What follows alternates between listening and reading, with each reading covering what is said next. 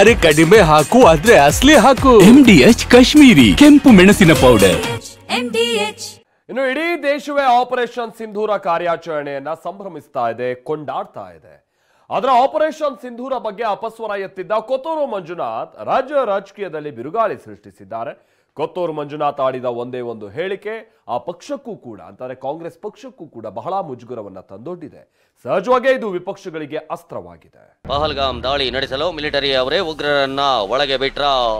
4 flight ಹಾರಿಸಿ ಬೂಟಾಟಿಕೆ ಕಾರ್ಯಾಚರಣೆ. ಉಗ್ರರು ಸತ್ತಿದ್ದ ನಿಜವೇನಾ? ಇಷ್ಟೇ ಉಗ್ರರ ಸತ್ತಿದ್ದಾರೆ ಎಂಬ ಖಚಿತ ಮಾಹಿತಿಯಲ್ಲಿ ಹೀಗಂತ ಕೋಲಾರ ಕಾಂಗ್ರೆಸ್ ಶಾಸಕ ಕೊತ್ತೂರು ಮಂಜುನಾಥ್ ಆಪರೇಷನ್ ಸಿಂಧೂರ್ ಬಗ್ಗೆ ಪ್ರಶ್ನಿಸಿದ್ರು. ಕೊತ್ತೂರು ಮಂಜುನಾಥ್ ಹೇಳಿಕೆ ಕಾಂಗ್ರೆಸ್ಗೆ ತಿರುಗುಬಾಣವಾಗಿದೆ. ಬಿಜೆಪಿ ನಾಯಕರು ಇದೇ ವಿಚಾರ ಮುಂದಿಟ್ಕೊಂಡು ವಾಕ್ ಸಮರವನ್ನೇ ನಡೆಸಿದ್ದಾರೆ.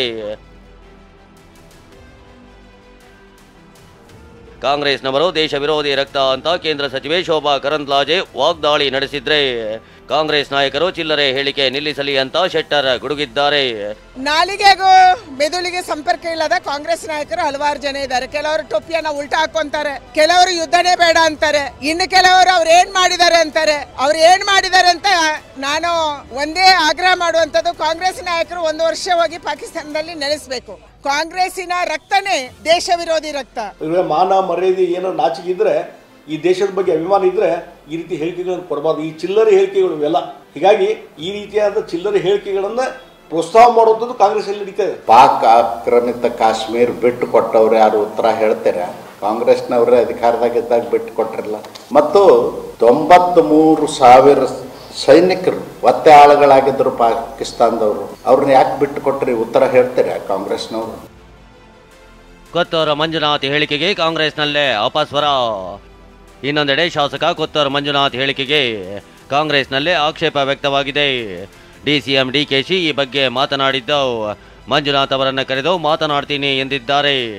ನಾವು ದೇಶದ ಪರ ಇರಬೇಕು ಅಂತ ಸಚಿವ KH ಮುನಿಯಪ್ಪ ಹೇಳಿದ್ರೆ, ಸಚಿವ ಕೃಷ್ಣ ಬೈರೇಗೌಡ ಬಿಜೆಪಿ ವಿರುದ್ಧ ಮಾತನಾಡಿದ್ರೆ ದೇಶ ವಿರೋಧಿನ ಅಂತ ಪ್ರಶ್ನಿಸಿದ್ದಾರೆ. ಕೊತ್ತೂರು ಮಂಜುನಾಥ್ ಅವರ ಹೇಳಿಕೆ ಸರ್ ಬಹಳಷ್ಟು ದೊಡ್ಡ ವಿವಾದಕ್ಕೆ ಕಾರಣ ಆಗ್ತಿದೆ. ಸೈನಿಕರ ಮೇಲೆ ರಾಜಕಾರಣ ಏನೇ ಇರಲಿ ಸರ್, ನೋಡಿ, ಇಡೀ ನಮ್ಮ ಪಕ್ಷ, ನಮ್ಮ ದೇಶದ ಸೈನಿಕರು, ದೇಶದ ಸ್ವಾಭಿಮಾನ ಇದೆ.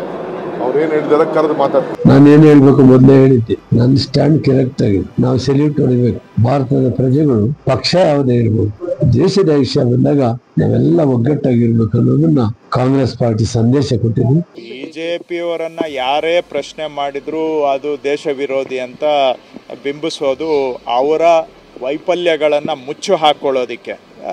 ಯಾರೇ ಪ್ರಶ್ನೆ ಮಾಡಿದ್ರು ಅವರನ್ನು ದೇಶ ವಿರೋಧಿಗಳು ಅಂತ ಬ್ರ್ಯಾಂಡ್ ಮಾಡೋದನ್ನ ಅವರು ಅಭ್ಯಾಸ ಮಾಡ್ಕೊಂಡಿದ್ದಾರೆ. ಮತ್ತೊಂದೆಡೆ ಪ್ರಧಾನಿ ಮೋದಿಯನ್ನ ಟೀಕಿಸಿದ ಸಚಿವ ಸಂತೋಷ್ ಲಾಡ್ಗೆ ಮಾಜಿ ಸಂಸದ ಪ್ರತಾಪ್ ಸಿಂಹ ಲೆಫ್ಟ್ ರೈಟ್ ತೆಗೆದುಕೊಂಡಿದ್ದಾರೆ. ನನ್ನ ಮನವಿ ಇದೆ, ದಯಮಾಡಿ ನೀವು ತಿರಂಗ ಯಾತ್ರೆ ಮಾಡಕ್ ಹೋಗಬೇಡಿ, ಟ್ರಂಪ್ ಯಾತ್ರೆ ಮಾಡ್ರಿ. ನೀವು ಇನ್ನು ಮುಂದಗಡೆ ಟ್ರಂಪ್ ಫೋಟೋ ಹಾಕೊಂಡು ಟ್ರಂಪ್ ಏನ್ ಹೇಳ್ತಾರೆ ಅದೇ ನಿಮ್ಮ ಸರ್ಕಾರ ಕೇಳ್ತಕ್ಕಂಥದ್ದು. ಪ್ರಧಾನಮಂತ್ರಿ ಮೋದಿ ಸಾಹೇಬರು ಟ್ರಂಪ್ ಏನು ಕೇಳ್ತಾ ಇದ್ದಾರೆ ಅದನ್ನೇ ಪಾಲನೆ ಮಾಡ್ತಕ್ಕಂಥದ್ದು ಇದೆ.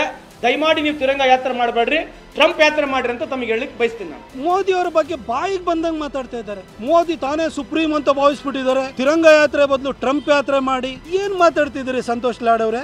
ನಿಮಗೆ ಏನ್ ಮಾತಾಡ್ತಿದ್ರಿ ಅನ್ನೋ ಪರಿಜ್ಞಾನ ಆದ್ರೂ ಇದೆಯಾ? ನೀವೊಬ್ಬರು ಸಚಿವರು ಇದ್ದೀರಿ. ಮೋದಿ ತಾನೇ ಸುಪ್ರೀಂ ಅಂತಂದ್ರೆ 140 ಕೋಟಿ ಜನಸಂಖ್ಯೆ ಇವತ್ತು ಮೋದಿ ಅವರನ್ನ ಚುನಾವಣೆಯಲ್ಲಿ ಗೆಲ್ಲಿಸಿ ದೇಶದ ಪ್ರಧಾನಿಯಾಗಿ 3ನೇ ಬಾರಿಗೆ ಆಯ್ಕೆ ಮಾಡಿದ್ದಾರೆ. ಸುಪ್ರೀಂ ಮೋದಿ ಅಲ್ದಲ್ಲ ಇನ್ಯಾರು?